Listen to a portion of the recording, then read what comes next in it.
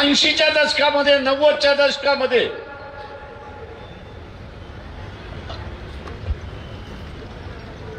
जो जिंकणार त्याच्या बाजूने मुसलमानांना झाला पाहिजे हा प्रचार मौलवींच्या मार्फत करण्यात आला।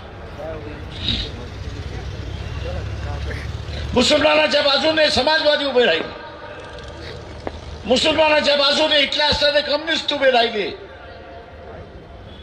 जिंकणार नाहीत म्हणून त्यांना सोडून देऊन काँग्रेसच्या नादी आणि औरंगाबाद मध्ये MIMच्या नादी।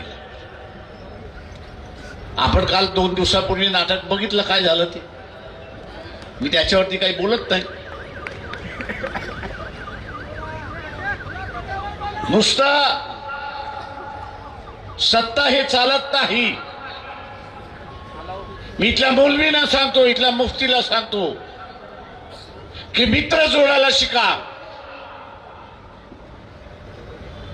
मित्र जोडायला शिका।